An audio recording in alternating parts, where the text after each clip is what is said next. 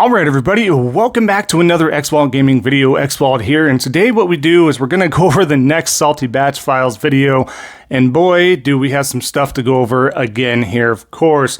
This time I'm going to start off by highlighting Paris. Yes, Paris, which is known to have his own channel, which is also known to be somebody that frequents, of course, Kinda Funny as well over there on their Xbox side of podcasting and such like that. So I'm not going to make this intro too long here. We're just going to get to the meat of this, get to the salt mines itself. So without further ado, let's go ahead and jump to it.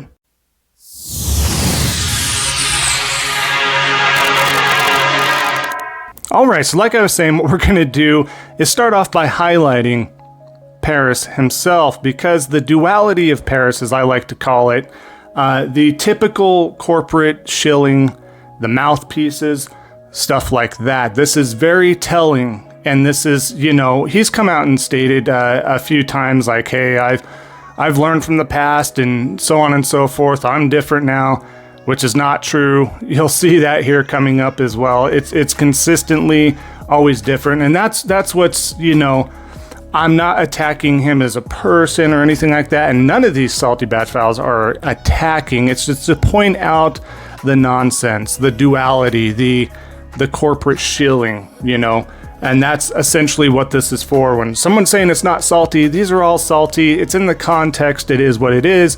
Whether you want me to, again, do things with microphones, that's up to you. There's other content creators for that. That is not me, but I like to state the facts. That's why you're here. You like to state the facts. You like to see the facts.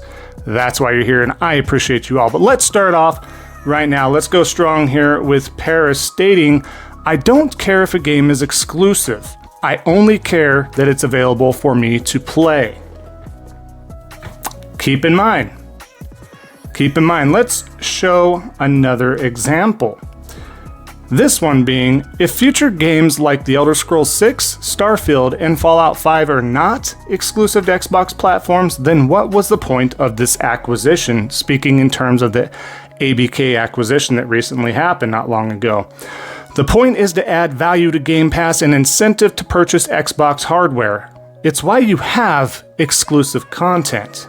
Now, real quickly, I do want to state, especially to Paris or whoever, this is 100% correct. Exclusives matter. Exclusives matter. I had a conversation with someone in my exclusives videos just recently that I posted just a few videos back. Go check it out. I will be pulling from those comments as well, because they don't believe exclusives do matter and that it's not needed and all this stuff. But we'll get to that one. But this one's, I have to get to the rest of the salt. But he's 100% right. That's what I'm circling back around.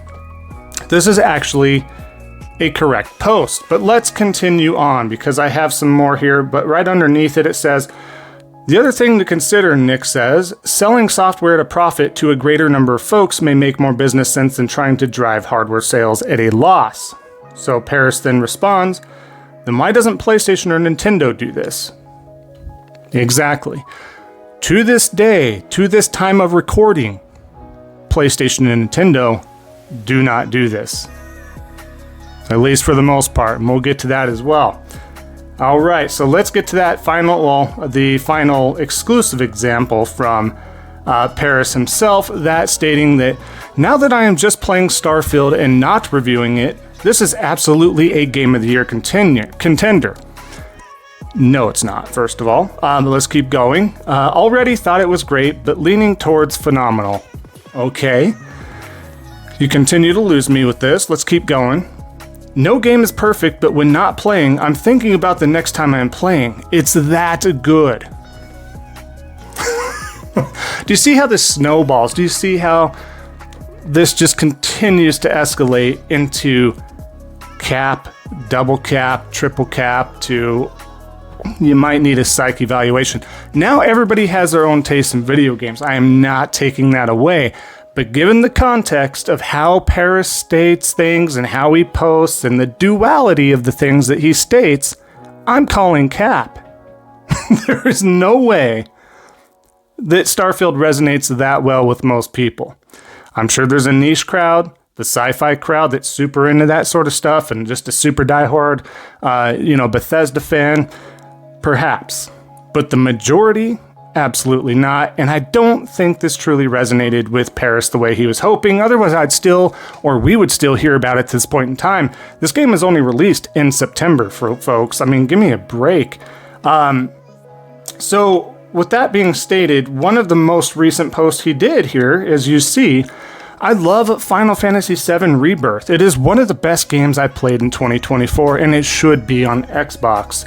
New episode of XCast is here. It should be on Xbox, though, so now it doesn't matter. Now games should be everywhere because Xbox is doing that. They're putting their first-party games everywhere, so now, Paris, it makes sense to do that. The duality of Paris is here once again. This is why a lot of folks that actually put two and two together don't respect journalists or other centered, focused media individuals seriously. Like, what are we doing here? And this is not just Paris, it's multiple others, but I have not highlighted Paris. I let it go, but then I consistently see this stuff all the time from him. And then he's sitting there like, I'm not part of the console war stuff anymore. You make console war comments 24/7, especially on XCast. So don't tell us that you're not part of a console war when you are. And then you backhand compliment your own previous post. You have double entendres. You know, the duality of it all. That's what I'm stating here. So, folks, that's what's crazy. Crazy hands everywhere. What the heck? What the heck? I'm tired of seeing that stuff, and it's salty. They want a game like Final Fantasy VII Rebirth on Xbox. Not gonna happen. It may end up on PC like it's supposed to, but it's not going on Xbox. Pick a platform and play the games you want. Simple as that. All right, let's go on. I won't spend the entire video on Paris here, but let's continue to go through some here. So, the next one here, stating good old crap gamer, gotta have him. Still has it, the crap gamer's depressed. What a crock of shit, he says about Xbox Wires. Today we announced the 4 fan favorite Xbox games coming to Nintendo Switch and Sony platforms this spring. And of course, they talk about the multi-platform games. They're talking about Sea of Thieves, Grounded.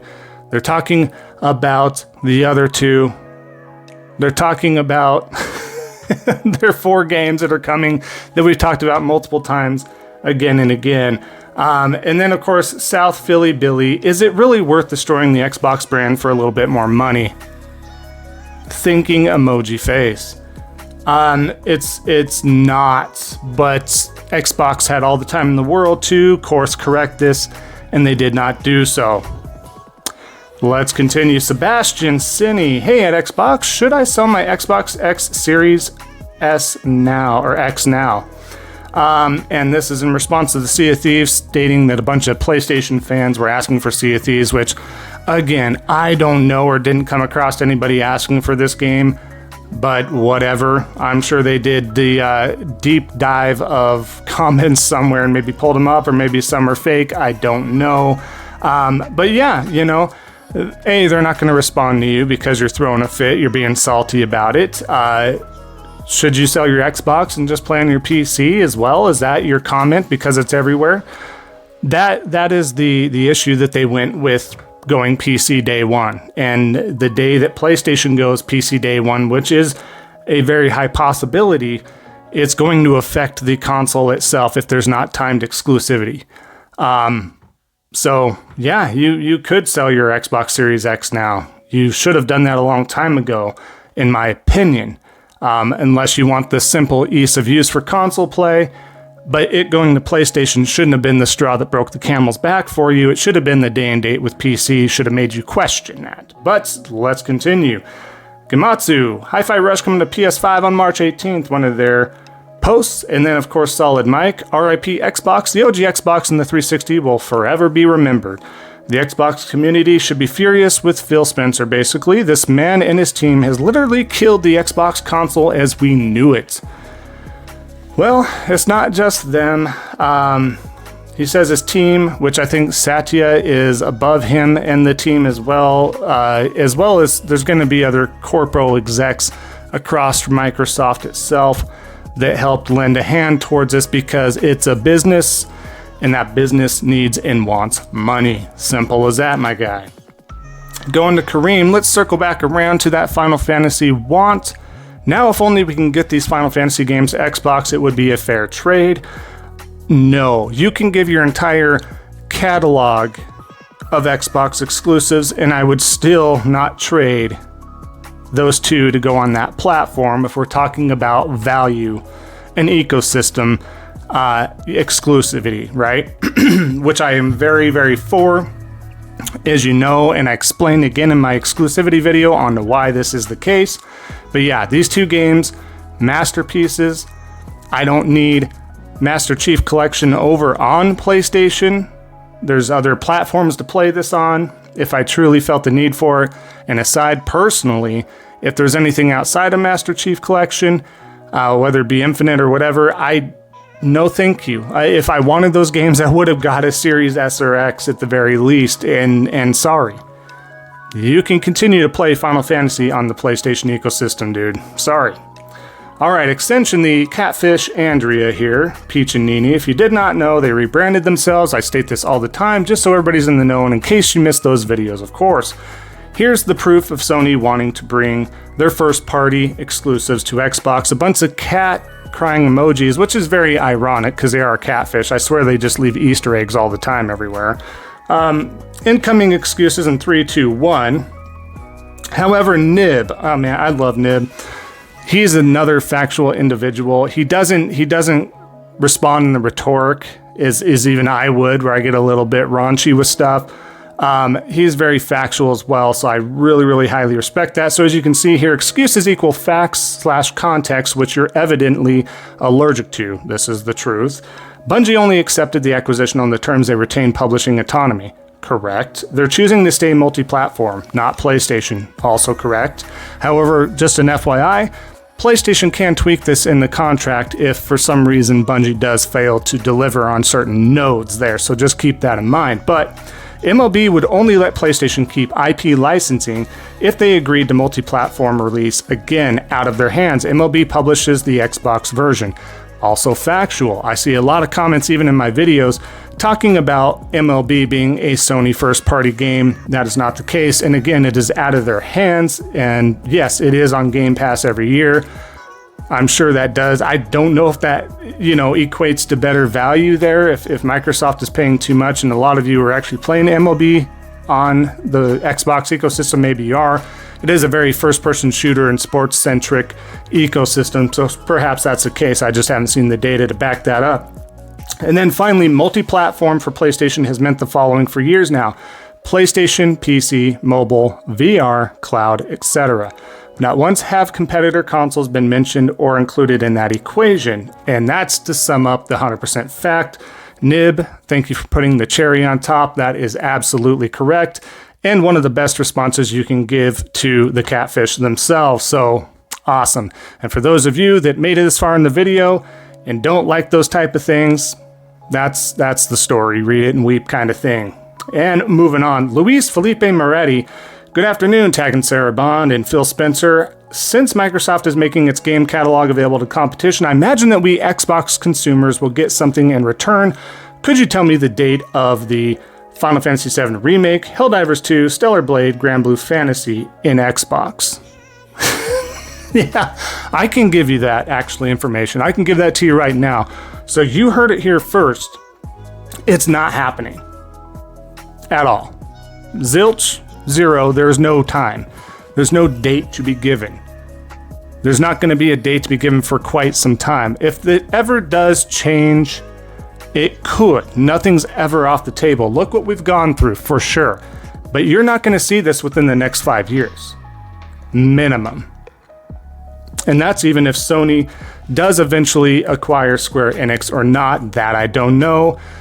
There's a lot of things that have to be figured out, especially with all the layoffs and the AAA sustainability and all that stuff. So I don't know when the next acquisition will come into play. And if it does, I foresee a lot of things being multi-plat to keep that fun going. But again, you're not seeing a lot of bot copies over on the Xbox ecosystem due to Game Pass, right? So, but yeah, to answer your question, buddy, zero zilch, nada, at least within 5 years. If you're willing to wait longer than 5 years, man, I don't know what to tell you. I would say don't deprive yourself. Life is too short. Get the platforms to play the games you want to play. Simple as that. This one I wanted to throw in there as well. Nicola, of course, you have to be absolutely oblivious or delirious not to appreciate PS5 this year. Absolutely correct. It's a phenomenal. It's only into March and we've had so many great games. Grand Blue Fantasy, Relink, Helldivers 2, Final Fantasy VII Rebirth. We still have Rise of the Ronin and Stellar Blade and multiple others coming this year as well. And then, of course, General MLD loves to spin the rhetoric. I could appreciate and respect Square for this. Sony just taking credit for it. As always, since it's not a first party, he has to spin it. Well, Sony has nothing to do with it.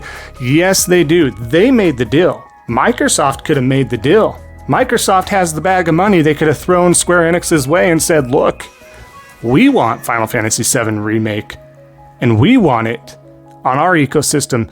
As a matter of fact, we can do day and date with PC. Here's our bag of money. They didn't do it. Yet you continue to support platforms and leadership like this that doesn't value your fan base. Now, again, I kind of respect Phil on this part because he understands that your guys' ecosystem over on Xbox, whether you admit it or not, no matter if you think it's a lot of you, you guys don't play JRPGs over there very much. Again, it's a very first-person shooter and sports-driven ecosystem. That's the way it is. Gears of War, Master Chief, Forza Motorsports, and all those under the series, it's just always been that way. It's been very Call of Duty centric. It's been very Battlefield centric. It's, you name it. JRPGs do not flourish over there. Ni no Kuni came over, a masterpiece. Even came into Game Pass, was barely even played. This game is a masterpiece. It's like it gets spit on in the Xbox community, but it's fine. Everybody has different tastes, but those don't succeed over in that community. Simple as that. Tell me I'm wrong. Show me the proof. Show me the data that says that's incorrect. And JRPGs are played just as much as every genre over in the Xbox ecosystem. Let me know. Food for thought. Let's see here. I also wanted to mention one other one here to cap this off. Now, I'm going to leave this one up here. You're going to have to probably pause this real quick. You see it here. This is in response to Tim Dogg's rant here. What I want to point out from Tim Dogg's response towards the end here is he's very upset, right? His beef isn't with the stupid, mindless Xbox fan who wants me to cheer on Xbox. It is just a matter of time till they learn. But it's Xbox, and well, quite frankly, what they have done over the years. Trust me, there is stuff that they've done that would make you sick. Too bad they had a parasocial relationship with me. I know them and their secrets. In response to the Crap Gamer post, just an FYI. We'll hit this up in just a second here. Had to block from Senjutsu. Yeah, this guy blocks if you ever disagree with a lot of things, but this is too extreme. The know them and their secret stuff and the very personal nature of these attacks is overboard. This touches shady territory and is not how one should seemingly be open to weaponizing personal relationships or people's trust or kindness. There's a difference here. So I'm going to break this down. I'm going to be completely neutral in the reply and stuff of this here, because yes, I have a preferred platform. I am as neutral can be with you having a preferred platform. I will not lie to anybody. So in the context of this, I agree Senjutsu, even though I don't agree with 99.9% of your stuff, I agree with the fact that yes, personal relationships, do not betray that. Do not betray that if there's something wrong with betraying that trust, as far as it's not a bad secret, as far as it's not something sinister or disgusting or something like that. Absolutely. It's like my best friend stating, hey, I just have to tell you the secret, get off my chest. I feel this way about a certain somebody, or, certain things that they did that's not sinister or bad or harmed anybody. Those are the secrets, yes, you don't tell, you don't state. Now, when it comes to, again, trust me, there's stuff they've done that would make you sick. What does that mean? What does that context mean? Does that mean something as trivial as they canceled games that were going to be phenomenal and just to fill their pockets better? They could have done more. Is it something as trivial as that? Or are they talking about more like the ABK stuff, like where there was sexual harassment, that there was HR issues, that they bullied people if they, did much worse than that? I mean, what are we looking at for context here? So trust me, there's stuff they've done that would make you sick. Too bad they had a social relationship with me.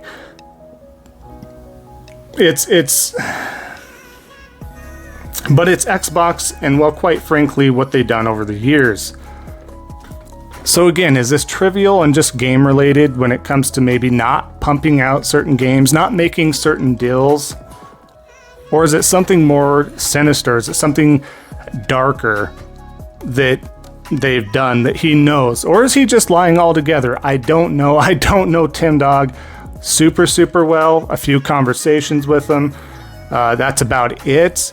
So I'm not going to latch on to one or the other, but it does make you think. And, if somebody wants to block him for that, okay, but maybe have a conversation with him. A lot of them know him pretty well, and he's pretty much an open book when asked straight up. Again, I don't have that kind of relationship with him at this point in time to where I think he would elaborate anything like that to me. But it is definitely interesting and leaves some food for thought on the table. So we're going to wrap that up here. As you can see, that salt all over the place, the duality of it all that stuff. So I think this was great. A lot of great examples here I wanted to share with you all. A lot of salt out there and a lot of hypocritical criticism, stuff like that. But that being said, we'll end the video here. Thank you all so much. At this point of, recording, we are still at the 1374 subscribers out of the 1500 goal, so I know we can definitely get there. So thank you all so much. Every like, comment helps out the algorithm so much. If you haven't already, definitely consider subscribing, helping out a small content creator like myself. And just remember, don't be a salty batch. And until next time, we'll see you next time on the next Xvault gaming video. Take care.